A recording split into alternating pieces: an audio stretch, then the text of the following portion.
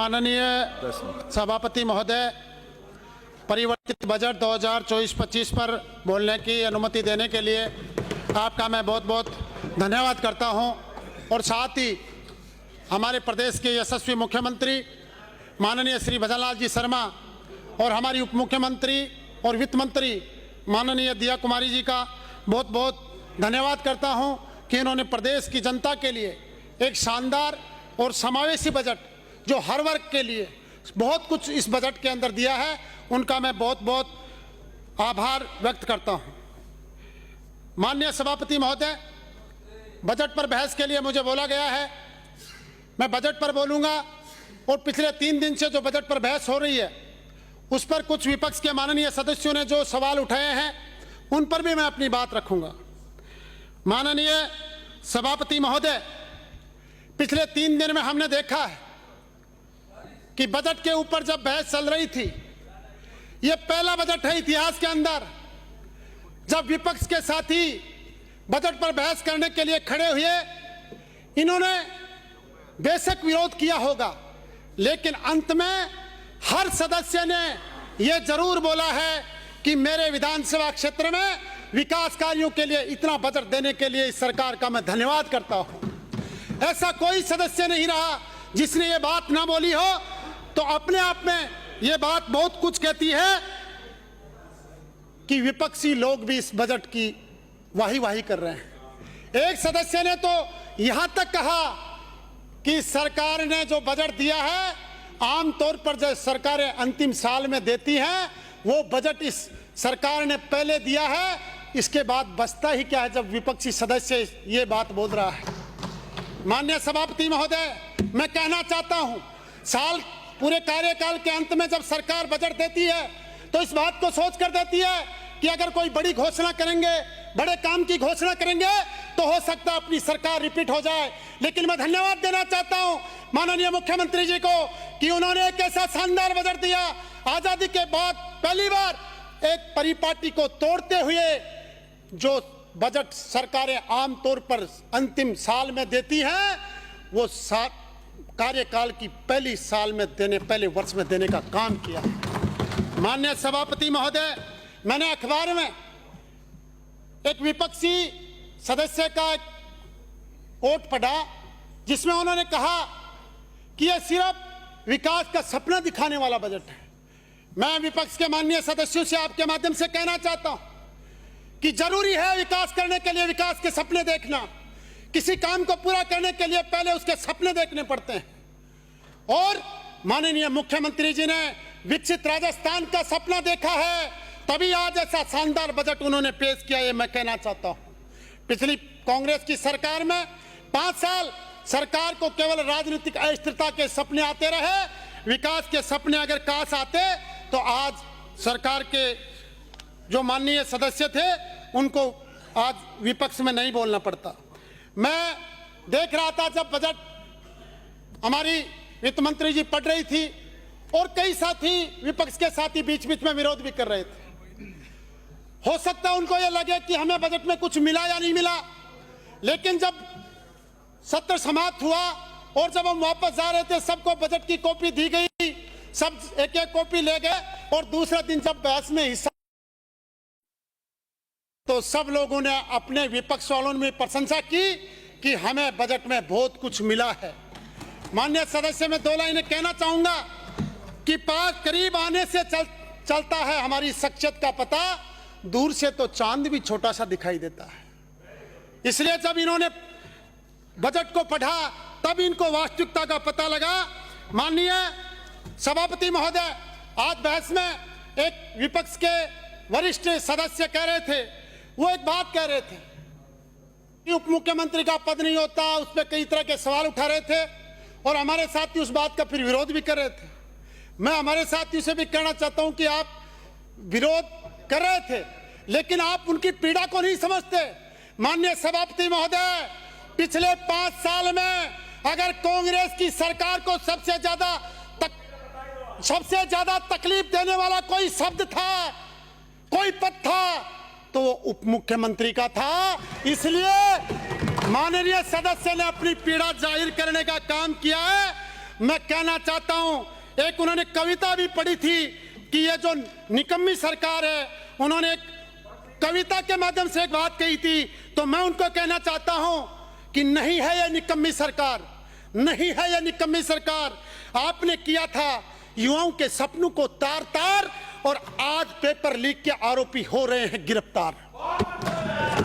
मैं कहना चाहता हूं, आपने किया था जेजेएम में खुल के जनता जल जीवन मिशन में खुल के भ्रष्टाचार, और ये सरकार करेगी हर घर हर नल का सपना साकार। माननीय सभापति महोदय, मैं उनको जवाब देना चाहता हूं कि आपने तो किया था अपने ही उप मुख्यमंत्री पर प्रहार, और यहां पर सब लोग मिलकर चला रहे जनता की सरकार।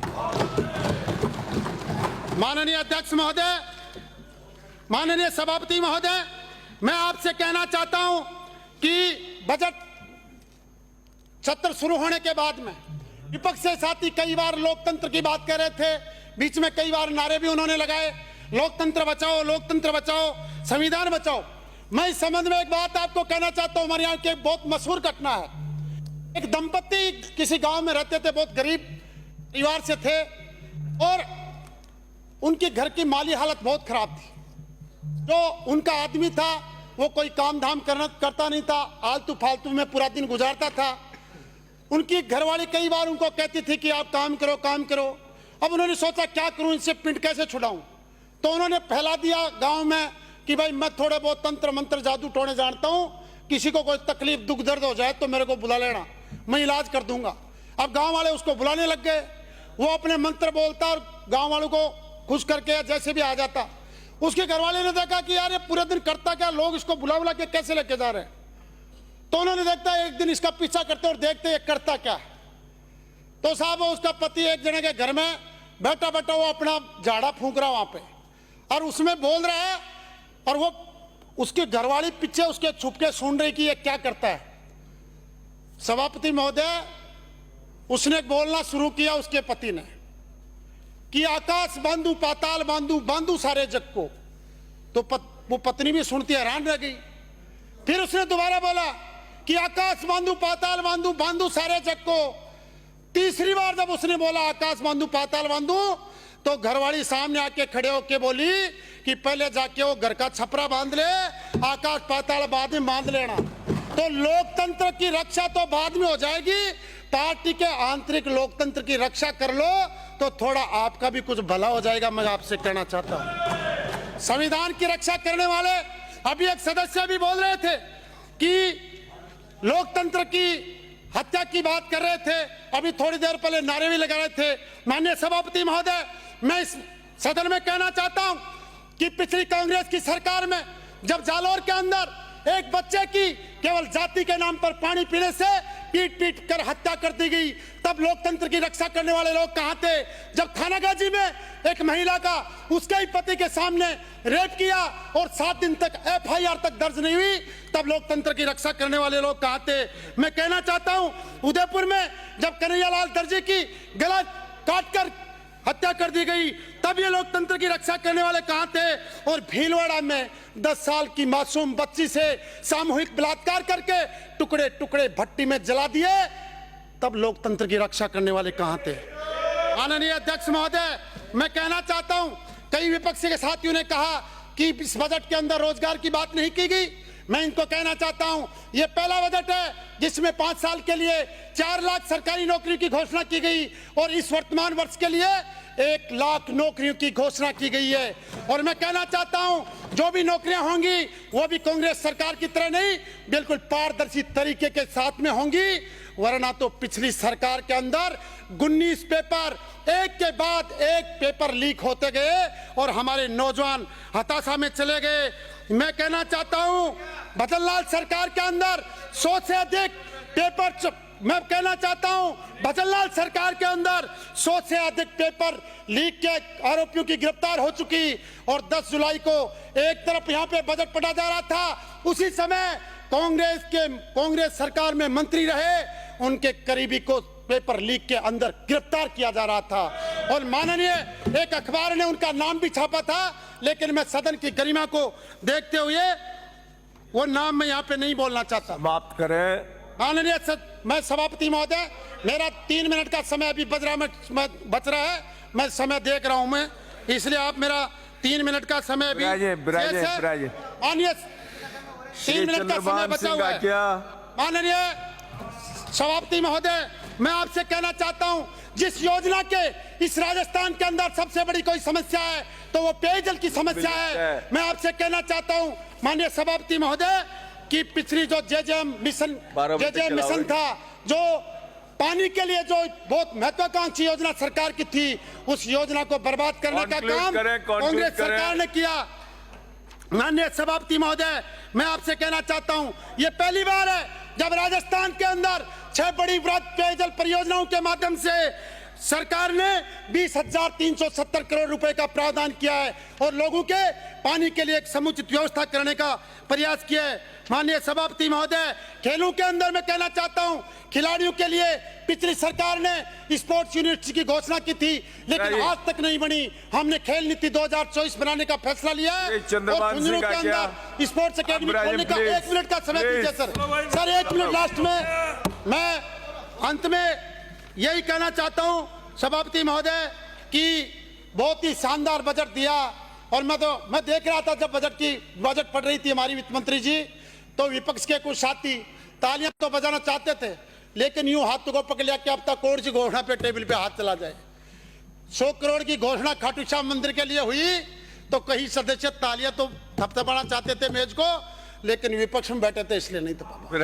ऐसा कोई क्षेत्र नहीं हुआ। मैं मेरे क्षेत्र की 5 बात बताना चाहता हूँ, धन्यवाद देना चाहता हूँ कि मेरे क्षेत्र में सरकार ने एक उप जिला स्वास्थ्य जिला अस्पताल दिया, एक सरकारी कॉलेज दिया, एक 3311 का दिया और 4 पंचायतों के अंदर ओपन जिम खेल मैदान दिए और साथ ही 42 सड़कें थी।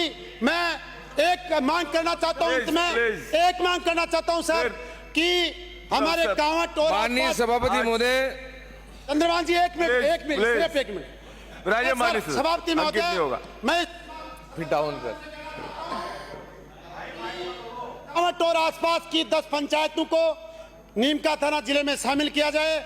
नीमका थाना के जो भी जिला है उसमें हमारी 10 पंचायतों को उप तहसील बनाकर शामिल किया जाए, क्योंकि जिलों का जो सीमांकन किया है उसके अंदर कहीं भी दूरी का ध्यान नहीं रखा गया है। इसलिए मेरी आपसे आपके माध्यम से प्रार्थना है सरकार से कि कांवट को उप तहसील बनाकर जो 10 पंचायतें हैं उनको नीमका थाना जिले में शामिल किया जाए।